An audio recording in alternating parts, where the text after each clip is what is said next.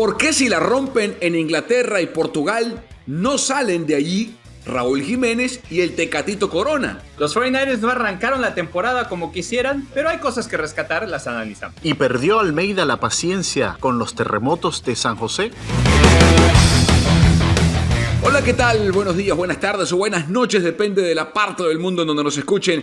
Episodio 2 de Deportes al Detalle, junto a Carlos Justiz y Pedro Andrade. Les saluda Carlos Mauricio Ramírez. Caballeros, ¿cómo están? ¡Feliz semana! Feliz semana, Carlos. Feliz día de la independencia para todos nuestros amigos centroamericanos y mexicanos que están celebrando los días de su independencia en estos días. Y precisamente hablando de mexicanos, pues hoy es un buen tema a tratar. Pedro, ¿cómo estás? Muy bien, chicos. Muchas gracias otra vez por esta oportunidad, este espacio que estamos compartiendo. Oye, lo de Raúl Jiménez y lo del Tecatito Corona es irreal. Es totalmente irreal. Ya analizaremos sus números. Calma. Tampoco, calma. Vamos a comenzar esta edición de Deportes al Detalle hablando de un tema apasionante que tiene que ver con dos mexicanos que andan en un momento superlativo en sus respectivos clubes. Comenzamos hablando de Raúl Jiménez y el Tecatito Corona.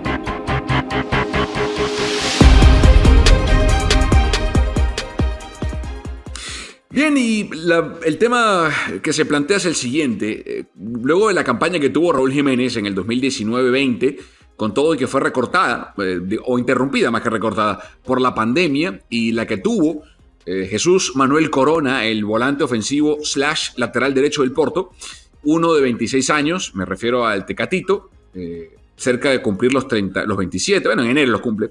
Otro con 29 años, me refiero a Raúl Jiménez. Ninguno de los dos salió de sus respectivos clubes y por más que el Tecate está en un club importante de Europa como es el Porto, uno no termina de saber, muchachos, y por ahí va la pregunta, si su permanencia en sus respectivos clubes tiene que ver netamente con un factor económico global por los efectos de la pandemia en el fútbol internacional o si hay algún tema más que no estamos viendo, Carlos. Yo creo que es un poquito de los dos. Sí, es complicado en este momento que haya grandes traspasos, a menos de que te llames Chelsea y puedas traer a Kyle Havertz por 85 millones de euros. Pero a pesar de eso, creo que me llama mucho la atención y es algo que es continuo, no creo que es de ahora, el hecho de que los jugadores, no solo los mexicanos, sino los jugadores de CONCACAF, normalmente no se ven en el mercado con esas ganas con las que, por ejemplo, se compra a un brasileño o un argentino. Y aquí quiero decir con esto, cuando hay jugadores, y tampoco es toda Sudamérica, sino cuando son específicamente esos dos países, tienen unas buenas campañas, como que los visores se van a la fácil y ya saben que son jugadores que rinden y los compran, pero no tienden a aventarse el brinco, como diríamos en México, con los jugadores de Centroamérica o de México, y creo que por ahí va el tema. A pesar de que tuvieron muy buenas temporadas, gastar en un jugador de CONCACAF, pues simplemente los clubes europeos normalmente no están dispuestos a gastar en eso. A mí me ha sorprendido muchísimo, voy a comenzar con el caso de Raúl Jiménez, me ha sorprendido muchísimo por lo siguiente, ya son 45 goles en 100 partidos. Si Raúl Jiménez se llamara Luis Suárez, se llamara Eden Hazard, se llamara hasta el mismo Vinicius Junior, estuviésemos hablando de un súper delantero con potencial, que todo el club se lo quiere llevar, que todo el mundo, que pásamelo aquí, que cuánto cuesta, que etcétera, etcétera. 45 goles en 100 partidos es una cifra para mí impresionante. Y su edad, si bien es cierto, tiene 29 años, también sigue siendo relativamente impresionante porque te puede garantizar por lo menos 4 temporadas de buen fútbol. Ahora, he estado leyendo que en el caso de Raúl Jiménez, al parecer, su único impedimento es un pasaporte comunitario. Que no es poca cosa, ¿no? Que no es poca cosa tampoco.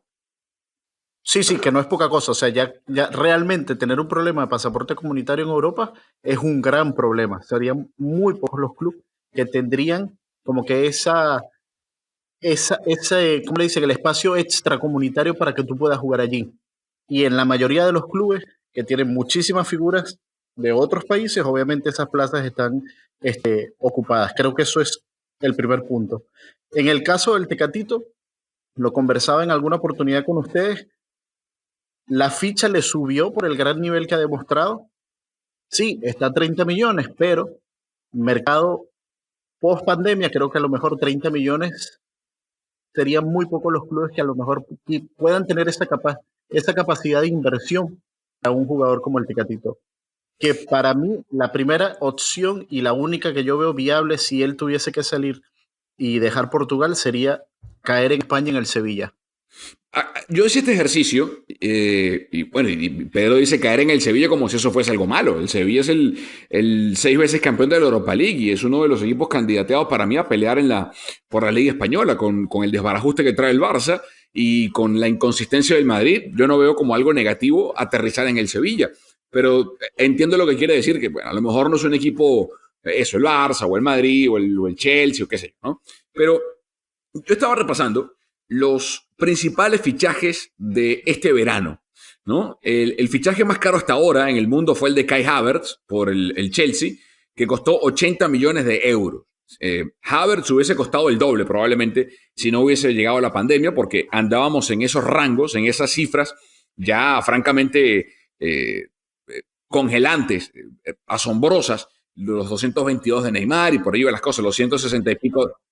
Sí, un poco, es ridículo. O sea, cifras realmente ridículas. 222 por Neymar, 160 por el otro, 100 no sé qué. Una cosa espantosa. Entonces, la pandemia ha terrenalizado otra vez los fichajes. Havertz costó 80. Estamos de acuerdo que Havertz es un futbolista, o sea, es tanto mejor en calidad como en edad que Raúl Jiménez y que Corona, así que creo que por ahí no hay mucha discusión.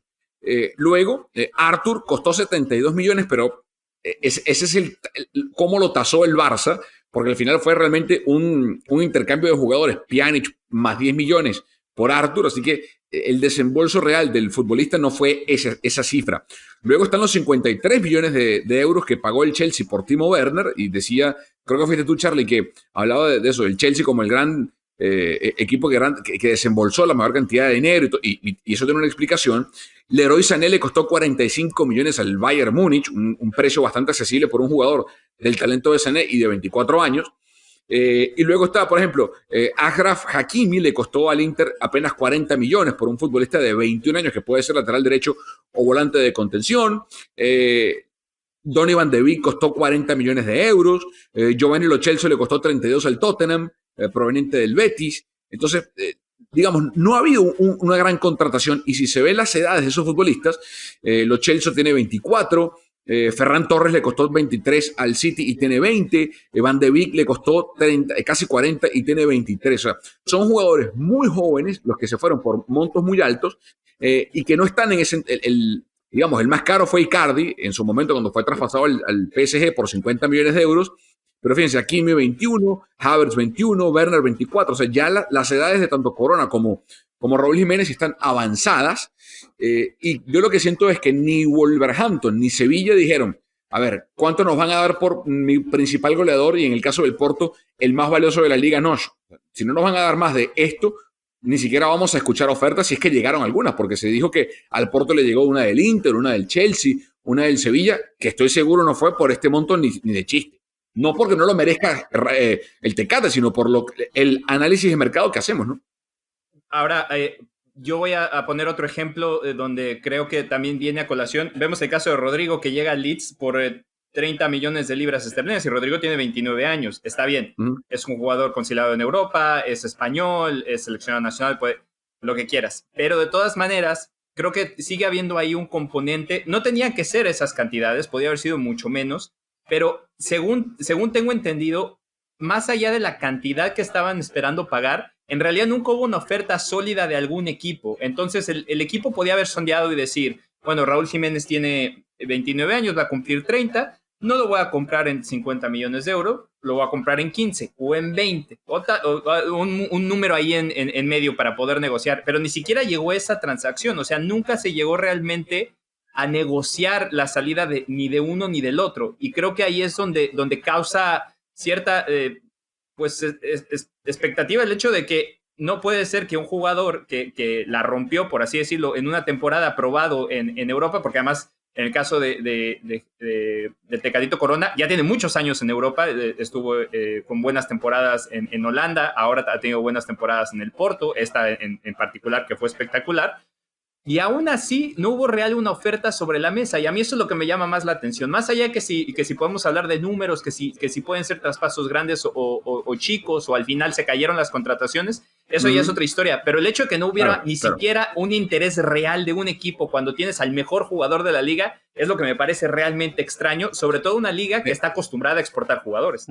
Sí, pero fíjense, yo también no sé, Pedro, yo estuve revisando quiénes fueron los últimos, porque a veces, digamos, el premio que se gana el Tecate tiene un valor indiscutible, tiene un merecimiento importante, no se va a discutir la valía que tiene ser el futbolista o ser premiado como el futbolista más importante o el mejor, el MVP de la Liga de Portugal. Pero si vemos en contraste, lo que representa es, qué peso tiene realmente ese galardón para efectos de contratación, y la verdad es que tiene muy poco, para no decir que nulo. Por ejemplo, yo hice un ejercicio, también revisaba quiénes fueron los futbolistas que ganaron ese premio antes de ganarlo el mexicano. Las 2 últimas temporadas antes de ganarlas, el Tecate fue Bruno Fernández, el volante portugués del Sporting en su momento, que luego fue traspasado al Manchester United y que, bueno, se ha convertido en un futbolista de una transacción importante. Fíjense cómo ha cambiado el mercado, que Bruno Fernández llegó al Manchester United proveniente del Sporting en enero de este año, antes de la pandemia, en un mercado invernal, por 55 millones de euros. O sea, costó más Bruno Fernández de lo que costó Donny van de Beek, siendo Fernández mayor que Van de Beek, y yo creo que el techo de Van de Beek es mucho más alto que el del portugués. Pero bueno, Bruno Fernández ganó ese premio 2 años consecutivos. Antes de él, lo ganaron jugadores como Pizzi, por ejemplo, el delantero del Benfica, que sigue en el Benfica y ahí sigue, o sea, no trascendió, no se fue a ningún lado. Es cierto que la Liga NOS exporta jugadores, pero ganar ese premio para efectos de transacciones, en honor a la verdad, vale muy poco, porque Fernández lo ganó 2 veces y después que lo ganó la segunda vez en invierno, se termina yendo al Manchester United, ¿no? Yo creo que es que obviamente nosotros estamos hablando desde el punto de vista de un año tan atípico con el tema de la pandemia, porque nunca vamos a saber qué hubiese pasado si no estuviésemos en este entorno. O sea, qué hubiese pasado si los mercados se hubiesen manejado, digamos, más normal de lo que están ahora. Claro, equipos que tienen que acumular 2 presupuestos, 2 deudas en el mismo año fiscal, un mercado extendido todavía de aquí a octubre, quedan algunas fechas. Y digamos que básicamente la fórmula que están utilizando hoy día la mayoría de los equipos ha sido cesiones o recambios de jugadores, quizás dinero, yo te pago la ficha del otro y tú aportas esto. O sea, la fórmula de contratación incluso ha cambiado. Pero me llama mucho la atención el siguiente dato y sigo yo expresando mi sorpresa, no en el caso de Tecatito. Digamos que Tecatito va a tener muchas más oportunidades, además que su edad así lo permite, y yo creo que si ya mantuvo ese nivel en un año irregular, creo que en un año más regular y ganando la titularidad va a potenciar al máximo su nivel.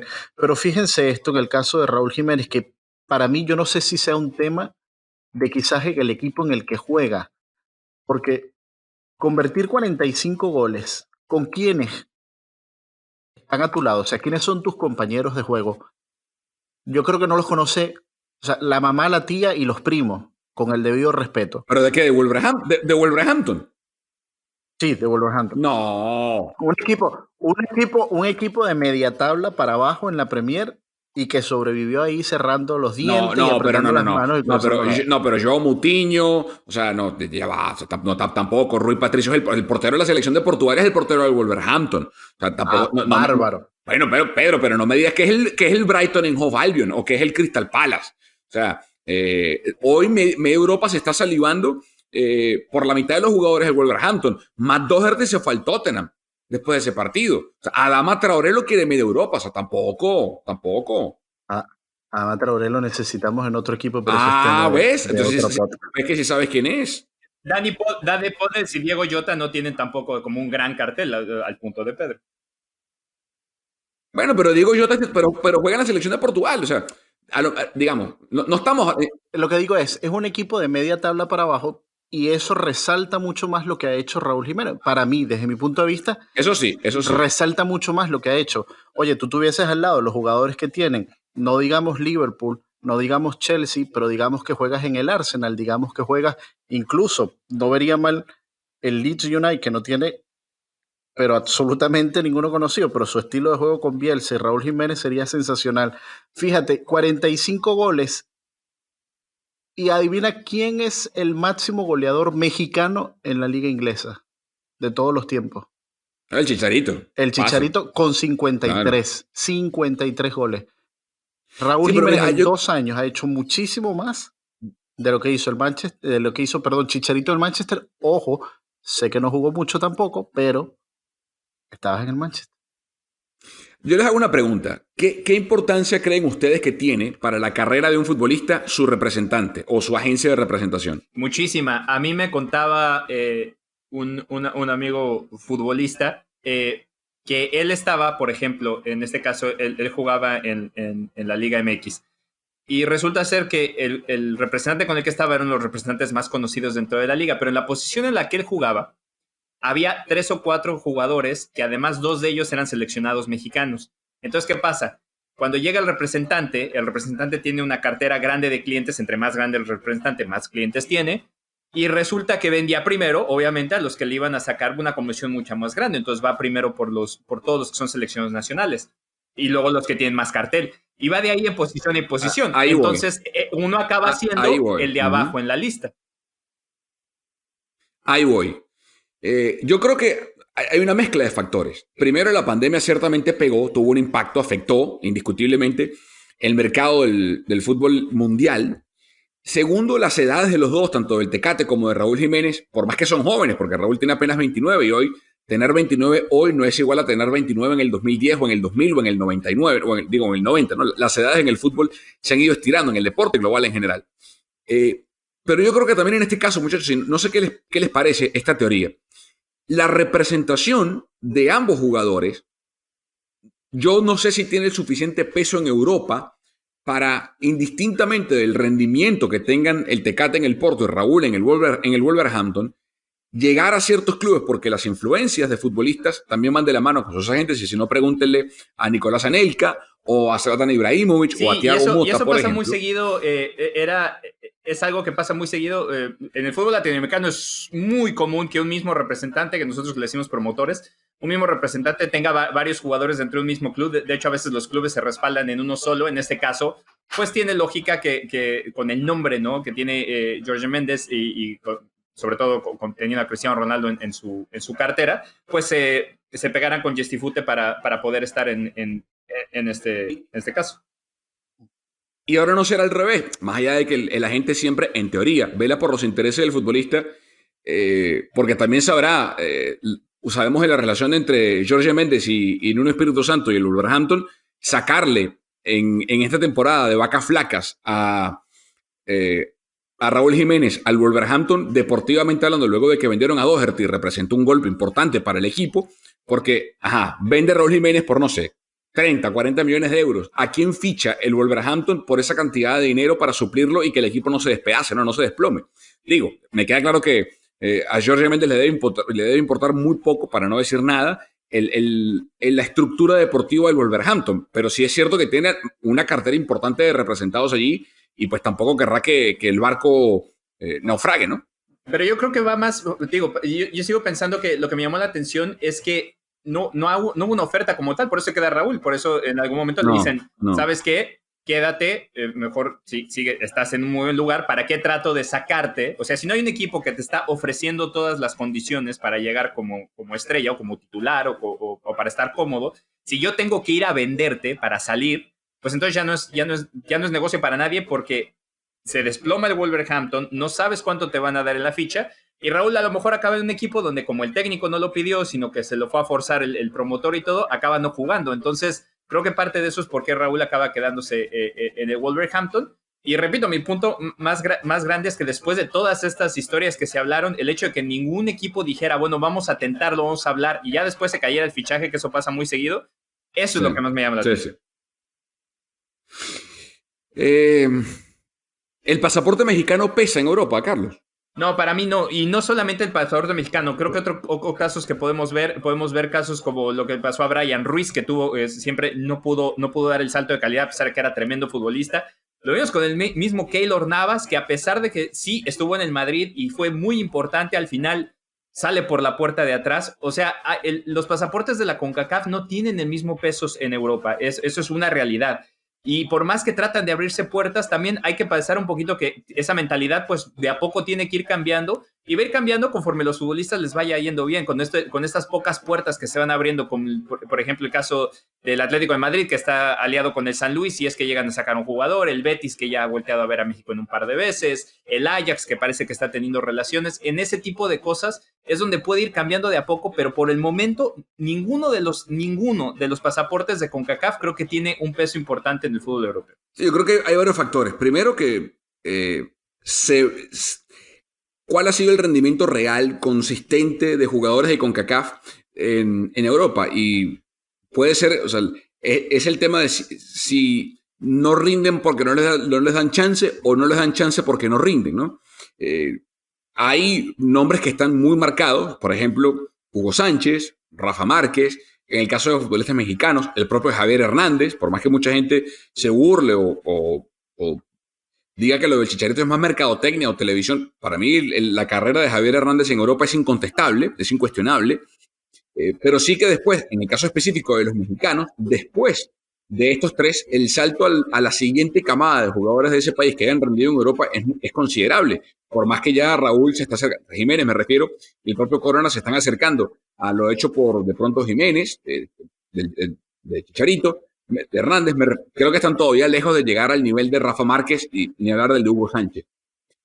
Otro tema es el de CONCACAF en general, y creo que la MLS en ese sentido está sirviendo como un puente muy interesante para el desarrollo de jugadores a temprana edad, porque lo que está pasando, estamos viendo cada vez más a equipos de Europa invertir en clubes de la MLS y en el talento joven, llevárselos a temprana edad para desarrollarlos en Europa y que lleguen a sitios importantes, como el caso, por ejemplo, de Weston McKennie, que ahora está en la Juventus, o el caso de Alfonso Davies en el Bayern Múnich, por ejemplo, para citar simplemente dos, o inclusive, ¿quién quita que haya más casos como el de Jack Harrison del Leeds United, que por una coincidencia de la vida se muda a empezó a formar en Inglaterra, se viene a Estados Unidos, es el jugador del año de preparatoria en el 2015, lo toma en el draft, el Chicago Fire lo cambia al NYCFC, firma con el City y hoy está triunfando con el Leeds. Entonces, pero en la medida en que jugadores como Pulisic, como estos que hemos mencionado, triunfen en Europa, en esa medida les irá mejor. Y también está el tema que es indudable del pasaporte, ¿no? Que eso obviamente les tranca una puerta o se les es más complicado si no tienen el pasaporte. Pero bueno, vamos a ver qué pasa con estos jugadores. En el futuro vamos a ver cómo se terminan de desarrollar Raúl Jiménez y el Tecate Corona. Hacemos una revisión de lo que pasó en la NFL el pasado fin de semana.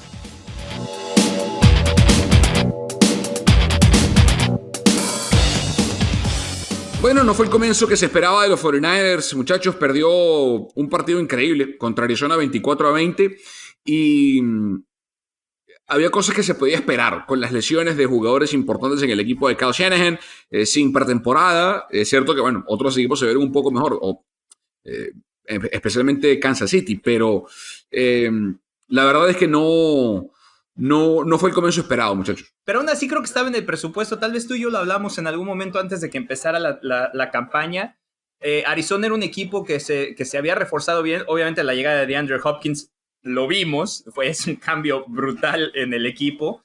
Y el hecho de no tener el campamento idóneo, pues hizo que hubiera unos ciertos huecos, una cierta falta de comunicación en algunas cosas. Incluso Kyle Shanahan trajo un punto muy importante que dijo que al no tener el ruido del estadio, eso le facilitó las cosas al equipo de Arizona para poder hacer ofensivas sin el huddle, ¿no? Entonces, creo que dentro del presupuesto podía ser, no todo está perdido, pero a mí lo que me llama la atención, y lo dijimos en el podcast pasado, fue el hecho de que creo que el punto más débil de los Niners acabó siendo, como se esperaba, el hecho de que no tiene un cuerpo de receptores elite, o ni siquiera con muchísima experiencia. Entonces, en esas faltas de comunicación de repente, pasa también que a pesar de que Jimmy Garoppolo tiene una tarde aceptable, porque de hecho no tuvo ninguna intercepción, algunos de los pases que hace que se quedan atrás o que no son exactos, un receptor que tiene más talento y tiene más experiencia, te ayuda a sacar algunas de esas jugadas ayudándote también. Y creo que eso fue lo que le pasó a los Niners. Obviamente contra un equipo que desde ahora también se muestra candidato para hacer muchas cosas mucho mejores que es Arizona. Yo creo que todavía es muy temprano, obviamente es el primer partido, digamos, para prender las alarmas, por decirlo de algún modo. Vi el juego, lo soporté, digamos, porque hubo momentos en que tiraba el control del televisor y mejor me iba a hacer otra cosa, porque... Me gusta, apasionado, que eso sí debe ser. No, pero es que literalmente vi a el equipo cometer, digamos, los mismos errores que se cometieron en el último cuarto del Super Bowl. Jugadas ofensivas que no se terminaban, digamos, por la lentitud, la toma de decisiones, o no entendí la jugada, o me cubrieron bien y después no sabía para dónde salir, buscar el balón, etcétera. O, desde mi punto de vista también, hubo situaciones en las que era mejor ir por tierra y no por aire, y se iba por aire y no por tierra. Entonces creo que esa toma de decisiones en esos momentos claves me frustraron, pero ya, bajado el nivel de frustración, creo que no es momento para prender las alarmas. Creo que todavía falta mucho por jugarse. Lo único que quizás lamento y espero que no haya sido nada grave, la lesión de George Kittle, porque también se notó muchísimo en el terreno el tener a ese jugador que básicamente te vale como por 10. A ver, sí y no, porque lo del Super Bowl, entiendo lo que dices, pero en crédito a Shanahan o para darle la derecha al entrenador en jefe de los Niners y el propio Jimmy Garoppolo, que está bajo la lupa de mucha gente, y con razón, de hecho sea de paso, no tenía las herramientas a disposición en el partido del domingo contra Arizona, San Francisco, que sí tenía en el Super Bowl. No estaba Divo Samuel, no estaba Brandon Ayuk, estaba jugando, a pesar de que Hroniss Grasso tuvo un partido muy bueno, el centro del equipo de los Niners, que fue el tercer centro en la cartilla de profundidad, porque el principal es Weston Richburg, que estaba lesionado.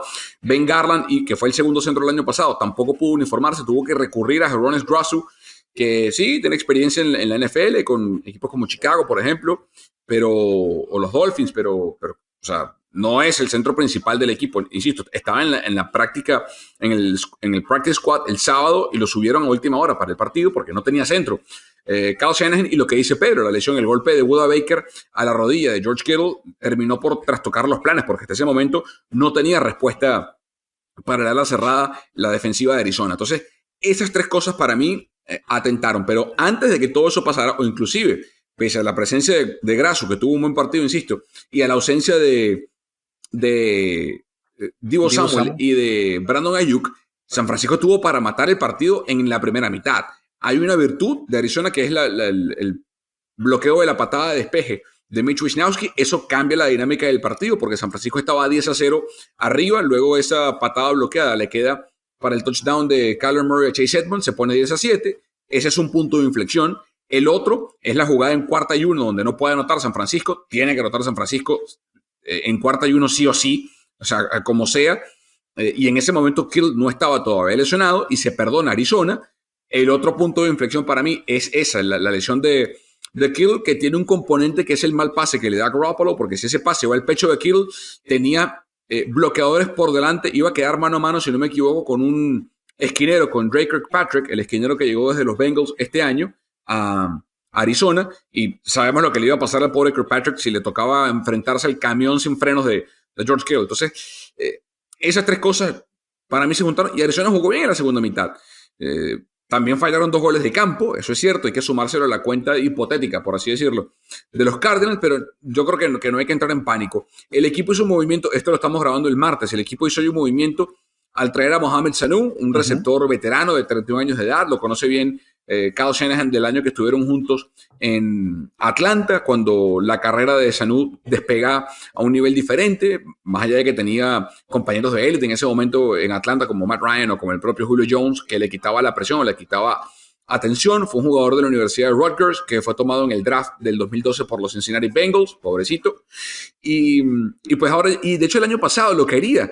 Kyle Shanahan, cuando, en la ventana de transacciones, querían hacer el cambio con Atlanta para traerse a Sanu, picó adelante Nueva Inglaterra, que entregó una segunda selección del draft por el receptor, que bueno, a todas luces ya la perdió porque pues, lo dejaron en libertad luego del corte de 53, y se fue a San Francisco por Emmanuel Sanders con una ronda de tercer draft. Entonces, hoy lo toman libre, llega porque estaba sin equipo Mohamed Sanu, debe ser un contrato bastante permisivo para San Francisco, además que se operó en la temporada muerta Sanu. Yo no sé cuánto impacto pueda tener el sábado contra los Jets, que están diezmados por lesiones, por cierto. El equipo tiene lesiones a diestra y siniestra. Para empezar, Le'Veon Bell no va a estar en el partido. Denzel Mims, el receptor, tampoco va a estar en el partido. Por lesiones en el tendón de la corva, tanto uno como el otro. Firmaron al corredor Callum Ballage, pero, o sea, digo una cosa. Cualquier cosa que no sea una victoria abultada de San Francisco el domingo ante los Jets me va a sorprender. Sí, más como se vieron los Jets la semana pasada. Creo que, y de todas maneras, insisto, creo que, y lo platicamos aquí, la división oeste de la NFC es por mucho la más pesada. Creo que no solamente de la NFC, sino probablemente de todo el fútbol americano profesional.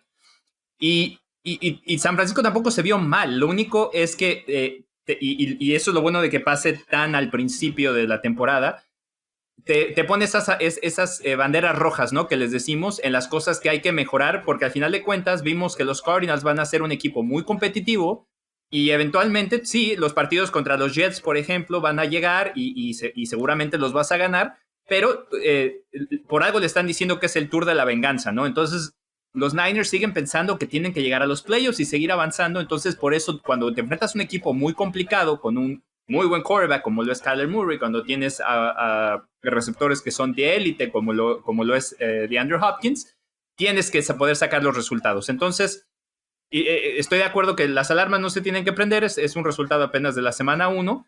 Además te ponen alerta pensando que seguramente vas a pelear por la división hasta la última semana, como pasó el año pasado, aunque el año pasado fue un extremo, porque estar 13-3 y pelear o 13-2 y pelear por un o 12-3 en ese momento como era, y pelear por la última plaza en el último día, teniendo más de 10 victorias, es irreal, pero qué bueno que pasó ahora, y sí creo que, por ejemplo, la llegada de Sanu es muy parecido a lo que hicieron con Emmanuel Sanders la temporada pasada, trayendo un receptor de experiencia, que la ayuda a algunos de los novatos también, seguramente Ayuk va a aprender bastante de él teniéndolo cerca, y eso te va a ayudar a desarrollar el equipo. Y bueno, hablaron de George Kittle, que tiene un esguince en la rodilla. El problema de ese esguince es que la única ventaja es que no es una lesión seria, es algo de lo que se puede recuperar, no le va probablemente a cambiar la carrera, pero hay que tenerla con cuidado, porque ese esguince se puede convertir en algo más si George Kittle, en su afán de regresar con el equipo, no toma el tiempo necesario para poder recuperarse de buena manera y aportar lo que siempre aporta a los Niners, ¿no? Yo quiero repotenciar, perdón, antes de entrar en profundidad de más análisis, algo que dijo Carlos Mauricio, que es muy cierto. En 4-1, San Francisco tiene que anotar. Yo diría en 4-1, hasta los Dolphins de Miami tienen que anotar, con todo el perdón, Carlos Justi no es nada más. ¡Epa! En 4-1, o sea, hasta Miami tiene que anotar. No fue conmigo y me dolió. Ahí no tengo, o sea, es que no hay explicación para ese momento. Piezas claves, obviamente, en la ofensiva que no estaban disponibles. Pueden remar un poco el juego. Lo preocupante para mí en el tema de la ofensiva es que fueron 2 de 3 intentos en tercera y cuarta oportunidad. Ya por ahí son palabras mayores. Además que el tiempo comienza a correr en contra. Me parece que la llegada de Sanu puede traer quizás un refrescamiento a esa carencia de receptores, pero también me sorprende, por ejemplo, el hecho de que a Pérez no lo buscan nunca en el partido. No sé si es que no le tienen confianza, o sea, no sé, pero... Bueno, Shanahan habló bien de él después de la pretemporada. Y mira que el año pasado le fue muy mal a Donte Pérez.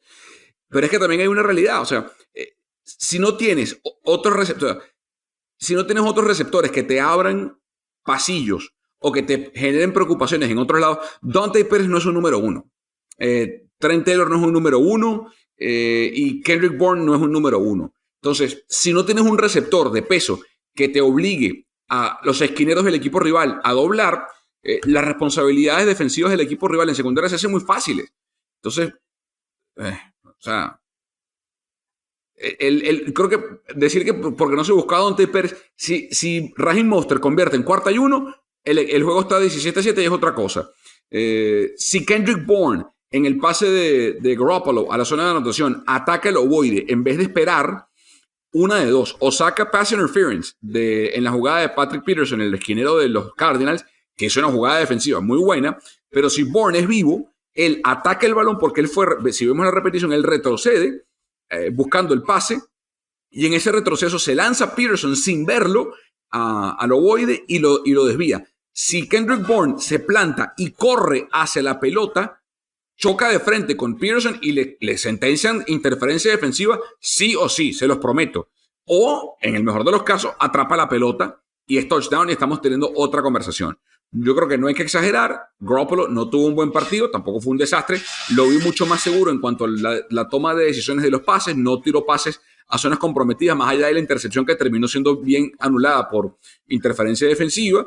El año pasado, ¿cuántas veces nos vimos que en segunda y 4, segunda y 5, en vez de quedarse con el ovoide y quedarse con la captura, es preferible perder 4 o 5 yardas que perder la pelota, que perder el balón?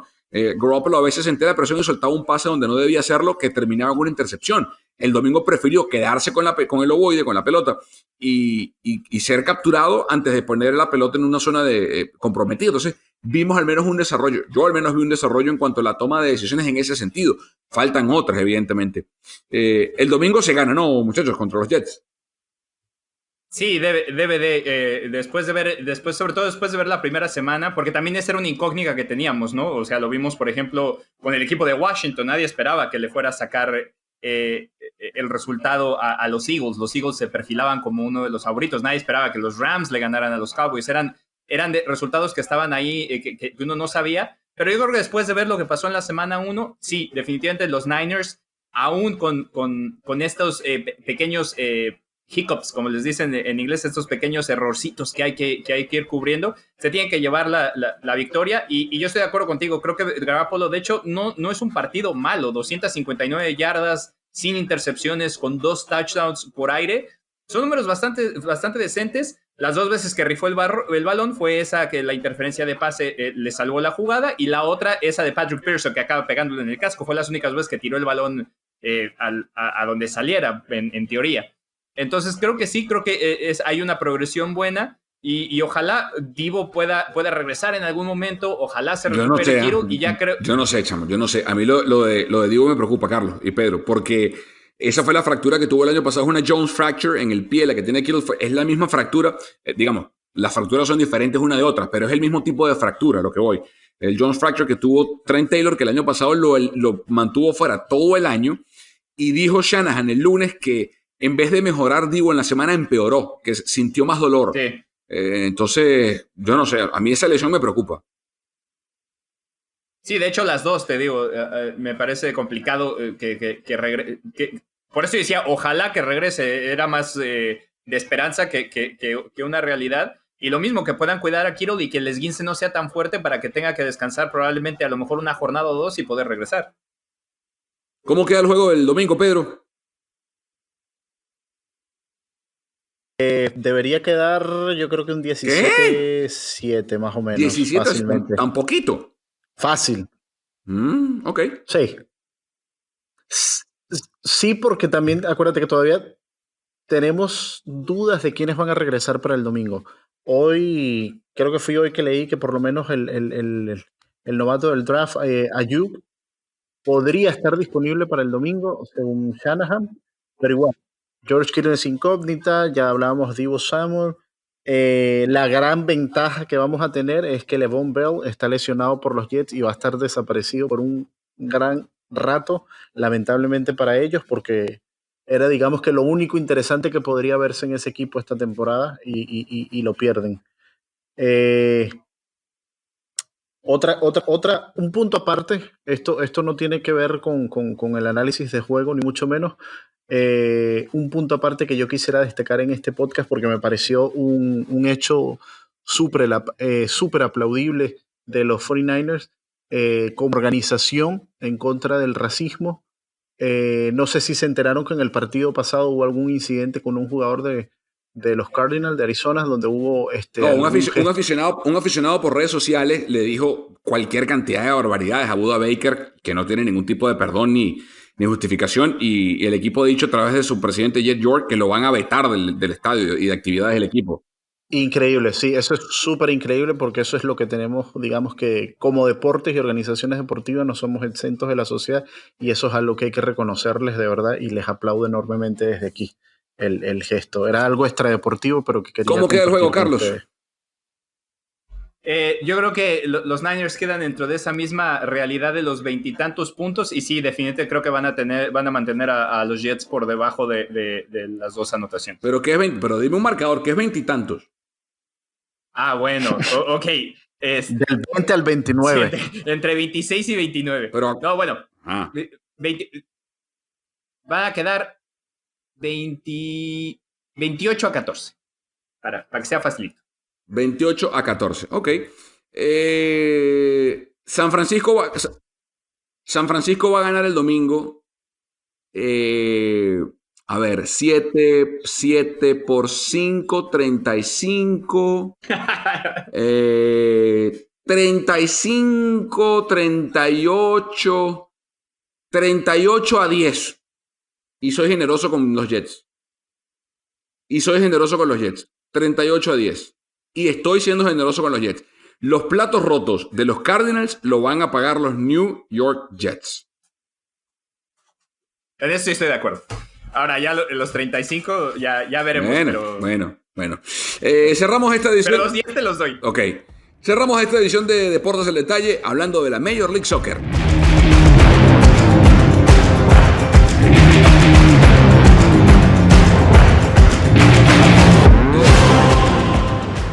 Bien, hablemos de los San Jose Earthquakes de Matías Almeida, que empataron 0-0 el fin de semana, el domingo, ante el conjunto del LA Galaxy en el Cali Clásico. Esto lo estamos grabando antes del partido del miércoles contra los Portland Timbers. Indistintamente de lo que pasa en ese partido, queremos hablar un poco sobre las palabras de Matías Almeida. Escuchemos estas declaraciones que dijo el técnico argentino en la rueda de prensa post partido, luego del empate a 0 contra el Galaxy. El primer día que yo no cierro puertas, soy de abrir puertas.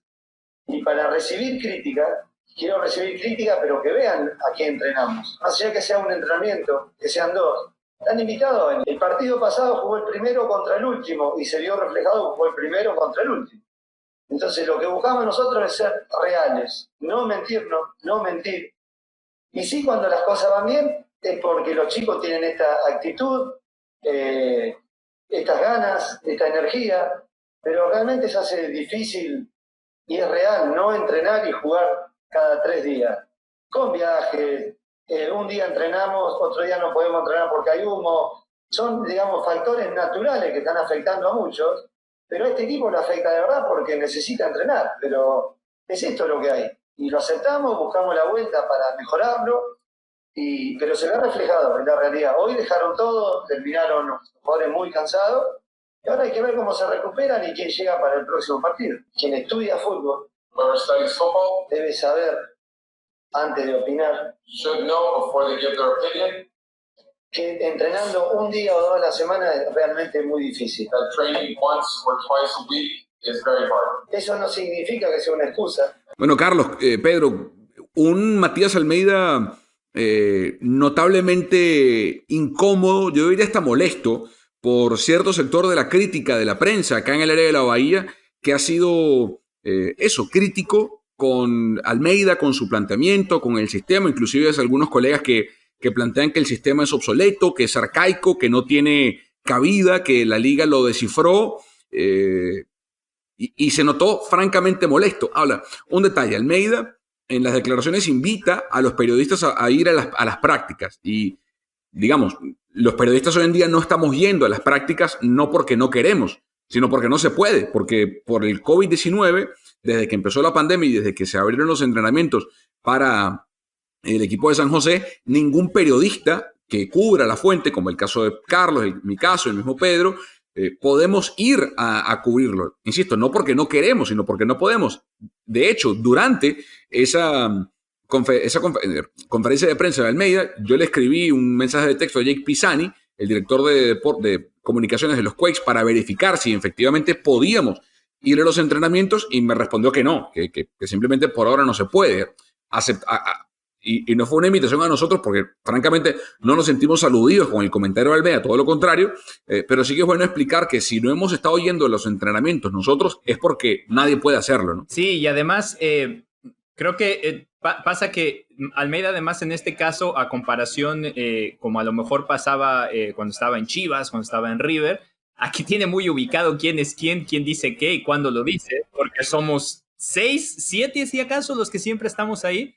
Entonces, creo que ahí es donde Matías pues sacó un poquito su frustración al hecho de que además, yo en lo que sí coincido con él es que no creo, o sea, creo que tiene parte de responsabilidad porque uno no puede, por más que quiera, porque es su trabajo, porque es deporte, no puede perder 2 o 3 partidos a la temporada por más de 5 goles. Esa parte está fuera y en algún momento, obviamente, la gerencia, la directiva, pues le va a jalar las orejas a él, a los jugadores y demás, porque es la imagen del equipo y no va por ahí. Esa parte se la tiene que aguantar. Pero sí es una temporada típica. Sí, los San Jose Earthquakes, comparado con otros equipos de la MLS, han tenido muchos problemas para poder juntarse, para poder hacer cosas tácticas, para poder estar a tono físico. Esas cosas es una realidad y en una competencia como en la que está ahora, pues se nota todavía más, ¿no? Entonces, creo que por ahí en esa parte, Matías tiene razón. Sí hay muchos problemas que el equipo está teniendo que a lo mejor otros equipos no lo están viviendo de la misma manera, sobre todo después de ir a Orlando, tener que regresar de Orlando, no poder entrenar antes de Orlando, entrenar un poco en Orlando, llegar más tarde a los playoffs en Orlando y tener que regresar después de eso. Hay muchos elementos ahí de cuestiones de recuperación, de cuestiones de planeación que le cuesta trabajo a los Quakes. Además y él lo dijo, que no es un equipo que tiene la misma inversión que tienen otros equipos. No es el Inter Miami que va a traer a Blaise Matuidi y a Gonzalo Higuaín cuando las cosas no están funcionando y dice, bueno, vamos a la estrella. El mismo Pizarro. Entonces, en ese sentido, creo que sí hay algo de razón en Matías. Y bueno, pues sacó su frustración invitándonos a que fuéramos, que yo encantado de la vida. Y a mí, además dijo que sí iba a quedar a platicar con nosotros después. Así que si me toma la palabra, yo encantado. A ver, yo creo... No quisiera justificar las palabras de Almeida porque no es el punto, pero también lo entiendo y me surge una duda, principalmente del porqué de su malestar. ¿Qué tanto ha cambiado San José desde la burbuja en Orlando al reinicio de la liga? O sea, ¿qué tanto ha cambiado en el estilo de juego, en el esquema de juego, más allá de 2, 3 salidas que haya tenido el equipo? Pero es que yo no sé si la molestia que él manifestó en ese momento, en la rueda de prensa, hacia las críticas que obviamente se les van a hacer siempre, cada vez que pierdan, ganen, etcétera, siempre estaremos haciendo las preguntas incómodas y que sean necesarias. Ahora, no sé si su reacción, ojo, se descargó, digamos, un poco más con los periodistas, pero no sé si tal vez sus palabras querían ir a otro sector y no lo manifestó claramente. Es decir, a lo mejor su molestia no era por la pregunta o por la incomodidad que le estaba haciendo el periodista, sino, mira, mi frustración e incomodidad son con mis jugadores que, y lo digo yo con toda sinceridad, no están dando la talla.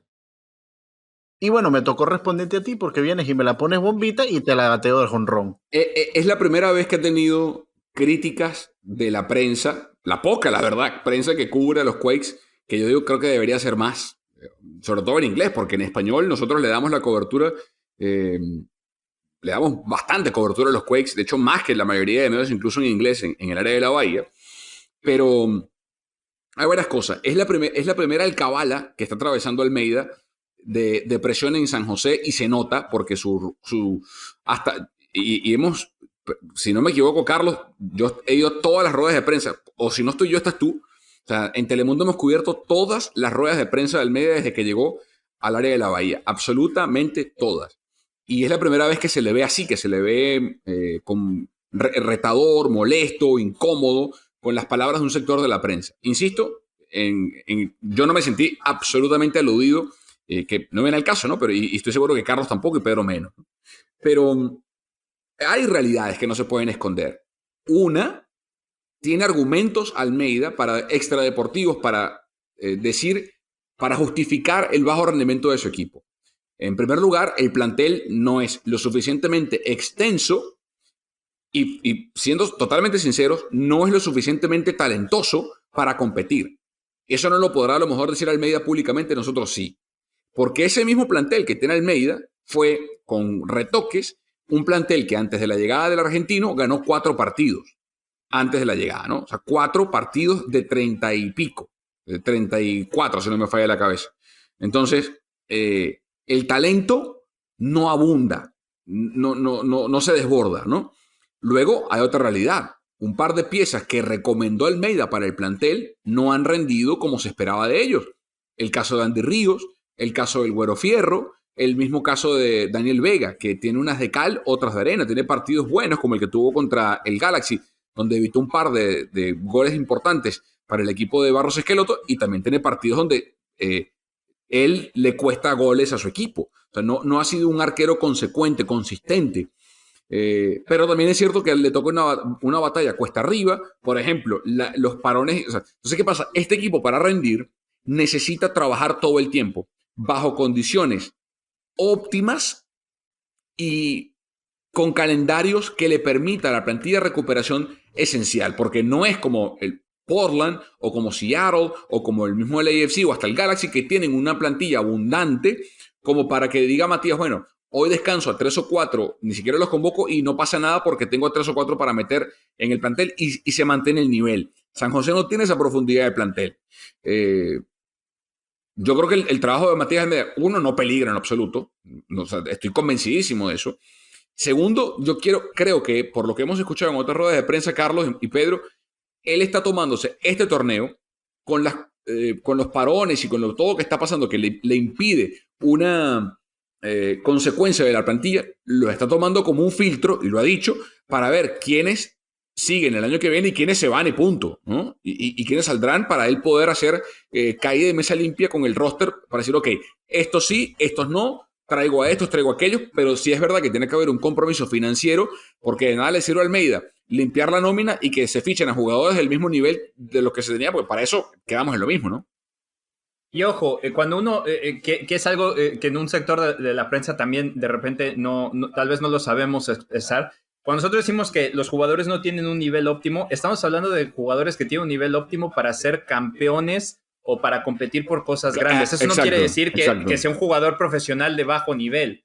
Simplemente no podemos comparar a un rendimiento de un Carlos Vela, de un Diego Valeri, con Tommy Thompson. Y a mí Tommy me cae muy bien y creo que es excelente persona y además me parece muy talentoso, pero no puede estar dentro del mismo rango, lamentablemente, y eso es una realidad que incluso ellos mismos lo asumen. Pero es que decir eso, Carlos, parece que decir eso de parte de la prensa se toma como un insulto, como un ataque personal. Y eso pero es que hay quien sí lo dice.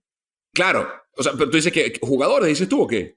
No, hay quien sí dice, por ejemplo, hay quien sí toma y básicamente dice, saben que estos jugadores no sirven para nada y que se vayan. Que lo hacen con la intención. Bueno, no. Claro, tienes toda la razón, o sea, tienes toda la razón. Sí, y ojo, y nuestro comentario no va por ahí, y es una buena salvedad la que tú haces.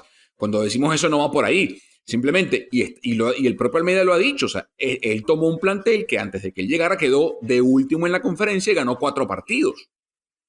O sea, y que además él lo potenció para hacer cosas mejores, porque es con lo que tengo, si yo juego así, si tomo estas libertades y hago este tipo de compromiso, puedo hacer que el equipo funcione, porque esto es lo que hay. Ahora, uno tiene que poder apuntalar esas piezas con 2 o 3 jugadores figura, no porque ya sea figura, sino con un jugador que vaya a ser figura o que tenga el talento suficiente para amarrar al equipo en esas ciertas secciones.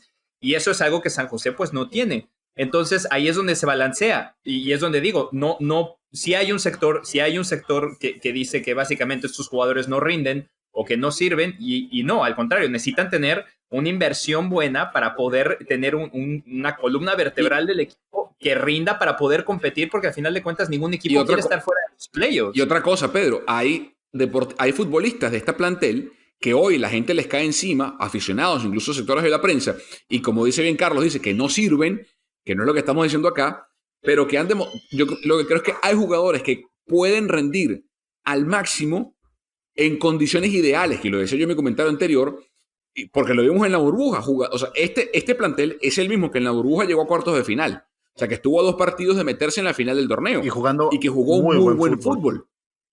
Por eso. Pero ¿qué pasaba? Había continuidad, había los lapsos de descanso suficientes, había los periodos de entrenamiento adecuados. No, y no había cansancio. Porque habían estado parados y ahí rindieron al máximo, pero ahorita ya el cansancio se comienza a notar, porque eso pasó ya hace varios meses. La nota positiva que yo veo de esto es que finalmente, y yo que tengo casi 8 años aquí en el área de la Bahía, y lo veo, o sea, es algo para llamar la atención, es que nuevamente se le está exigiendo a San José Earthquake. Bien sea por la prensa, bien sea desde el punto técnico, bien sea desde la fanaticada, hay un nivel de exigencia que yo en 8 años no lo había visto a este nivel. Es decir, yo creo que la gente ya está empezando nuevamente a exigir que se regrese a aquel equipo, que regrese a lo que era San José en su época dorada, digámoslo así. Obviamente, Matías Almeida es un técnico de mucha exigencia, de ganar, y obviamente también él tendrá allí algún empuje, y por supuesto el lado de la prensa, que se acostumbró siempre a que nosotros estuviésemos en el último lugar de la tabla, ven que aquí hay potencial, y eso es lo que, digamos, a mí le saco la nota positiva. Aquí hay potencial. ¿Hay cambios? Sí, hay cambios. ¿Hay que hacer reestructuración? Hay que hacer reestructuración. ¿Hasta dónde? Habría obviamente que ver también qué tanto quieren invertir o no en el equipo. Y obviamente esto no es un tema de borrón y cuenta nueva. Tiene que haber inversión, Pedro. Tiene que haber inversión porque... No, claro, te estás quedando atrás en la MLS, donde hay equipos que se están, o sea, están, no sé, les llueve dinero de las matas de coco, sí. Y se están teniendo unos jugadorazos. No es ya la liga de retiro de grandes estrellas de Europa que vienen a jugar a la MLS 1 o 2 años. No, hay muchísimo talento joven que se está redescubriendo acá, y lo hablábamos al principio del podcast. Talento joven que incluso se lo están llevando a formar en Europa. Y cuando yo digo que tiene que haber inversión, no estoy diciendo que tienen que ir a comprar a Messi y a Ronaldo, O sea, o que tienen que ir a comprar a Luis Suárez, claro, o comprar a Griezmann o sea, no, porque no todo tiene que ser a punta de dinero. Si se ponen a ver, los Portland Timbers, que ganaron el torneo de MLS is Back, tienen jugadores de mucho talento, pero recuérdame la última vez que algún jugador llegó a Portland Timbers que paralizó a la MLS. O sea, no, lo de no llegó. O sea, Diego Valeri, Sebastián Blanco, los Chará son jugadores de muy buen nivel, pero nadie se escandalizó cuando llegó a Portland algún futbolista. Digamos, o sea, Alan Pulido no está en Portland, Wayne Rooney no fue a Portland, Nani no está en Portland, Rodolfo Pizarro no está en Portland, Zlatan no fue a Portland. Eso es un ejemplo que pongo sobre la mesa. Pero sí que es verdad que cuando revisamos alrededor, son cada vez más los equipos que anuncian jugadores de ese cartel. El AFC, el Galaxy, Seattle, y todos están compitiendo contra los Quakes. Houston lo hará de forma diferente, Nashville apenas está empezando, pero de que los Quakes tienen que invertir, y este equipo ha demostrado que cuando las condiciones están bien dadas, puede jugar a un buen nivel. Nos toca despedir, señores, hasta la semana que viene. Así es, Carlitos, bueno, nos vemos la próxima semana, vamos a ver cómo le va a los Niners este fin de semana, y por supuesto, ¿qué pasa este fin de semana? Tenemos Clásico Nacional, Chivas contra América. ¿Quién gana, Justice? Nah, no puedes decir. Lo gana las Chivas. Este es el partido que se le da a las Chivas. Este es el partido que da a Chivas. Va de visitante, va contra el América, que a pesar de que tiene muy buenos jugadores, sufre y sube y baja. Pero estos son los partidos donde se puede meter un poquito más atrás, contragolpear y que les hagan las cosas. Así que creo que las Chivas van a salir avantes. Hasta la semana que viene, Pedro. Bueno, chicos, los dejamos. Te voy a dar también responder esa pregunta. Mi corazón aficionado dice que ganan las Chivas. ¡Eso! Y como analista digo que ganan las Chivas. Bueno, hasta la semana que viene, señores. Esto fue Deportes el Detalle. Cuídense.